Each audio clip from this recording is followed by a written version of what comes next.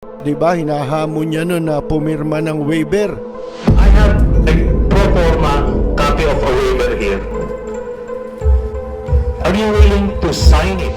Kasi iniiwasan nila makita yung Anong kapalit, sir? Hindi po. Sampalin ko sa publiko. at ngayon nga dito sa investigasyon na Rapid fire! ngayon, balikan natin itong gusto kong ipaalala itong nangyari Rapid nung fire! Let me show you the total.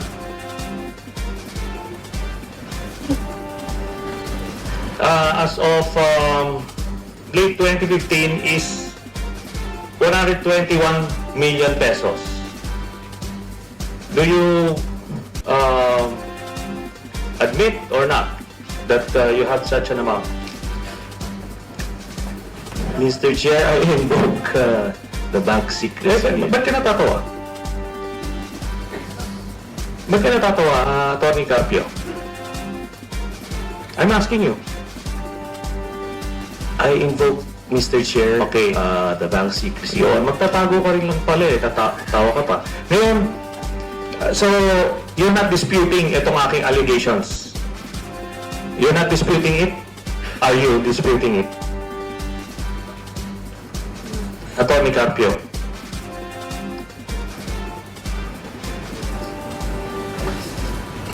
I'm disputing it, Mr. Chair. So, mali ako rito.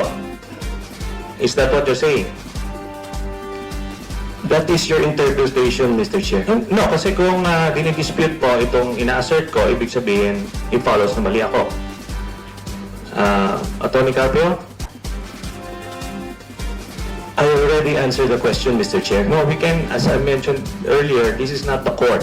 We can answer it, we can ask it again for clarity.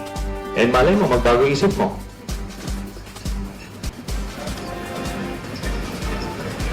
Mahirap sagutin, ano? I'm disputing it, Mr. Chair, because I don't have that much money. So, That's okay. why I was smiling earlier. Okay. I have a pro forma copy of a waiver here. Are you willing to sign it? This question is also addressed to Vice Mayor Paulo Duterte. Anyway, kung mali ako rito, then the whole world will laugh at me. Are you willing to sign it? A waiver. Ando dito. Ito na. Mr. Chair, I'm not willing to sign the waiver. Ikaw, Vice Because Mayor? I'm not familiar with those figures, Mr. Chair. Precisely. If you're not familiar, therefore, mali ito. There's nothing to be afraid of. Kung wala yung accounts na yan, then there's nothing to be revealed. Mr. Chair, there's nothing wrong if I don't know.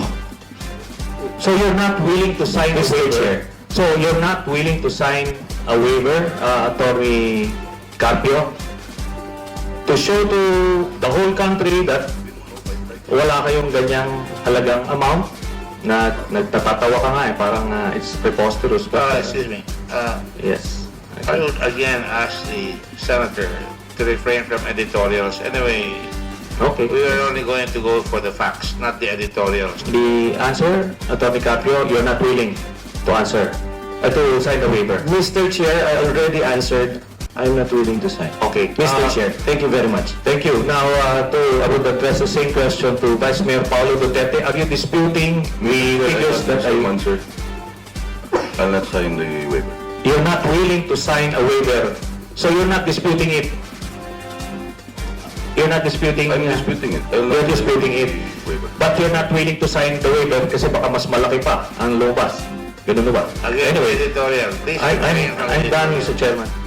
Will the former president be okay that if we draft the waiver now, that it be signed today instead of tomorrow? Will you be fine with that, Mr. President? Anong kapalit, sir? Hindi. Sampalin ko sa publiko. Hindi. Wala naman. Ngayon na. Wala pong ganunan. Chairman. I'll give you, sampalin ko sa Chairman, session suspended. Session suspended. oh ngayon mayroon ng ilang taon eh. Nung lumabas yan, tayo duda pa eh. May pagdududa pa tayo na doon hindi mo paniniwalaan gaano, hindi ba? Parang kasi pinabubuksan niya yung bank account, di ba? Hinahamon niya nun na pumirma ng waiver. Itong si Digong nyo.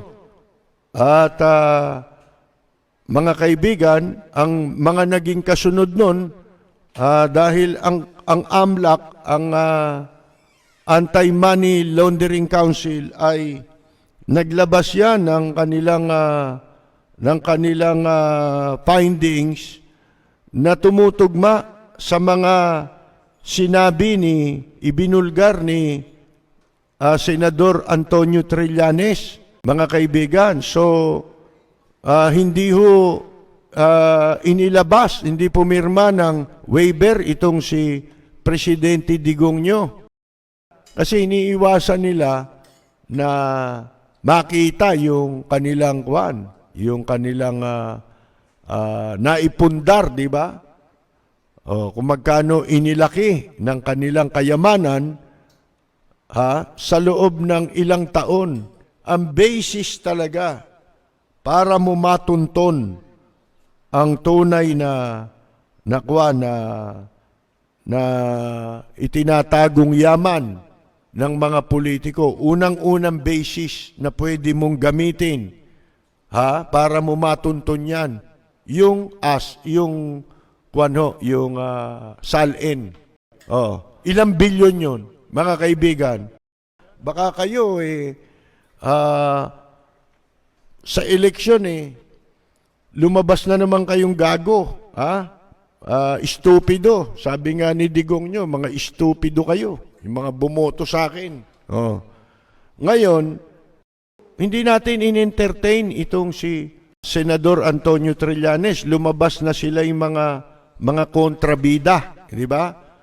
Kasi hindi pa maliwanag noon sa isip ng tao dahil naniniwala pa tayong dito kay Digong nyo. Pero nung napuna natin, madali ako makahalata Siguro mga 6 na buwan lang, halatado ko na Kasi ang naging barometro natin, yung pagtatalaga ng tao. Abay, kung talagang laban nito sa droga, laban nito sa kurap, bakit questionable itong mga ipinaglalagay sa pwesto? Mukhang hindi tama, hindi tumutugma sa kanyang sinasabing layunin at sa kanyang ginagawa. At ngayon, lumilinaw na, ibig sabihin nung tumitining, lumilinaw na unti-unti. Nagkakatotoo na. Yung mga sinabi na yan ni dating Senador Antonio Trillanes IV at saka yung pahayag nitong si dating PNP Colonel Asierto. Kasi lumabas na yung pangalan nung Michael Yang. At sa pagkakatanda ko, yung mga pahayag ni Asierto, itong Michael Yang ay iniuugnay niya sa droga.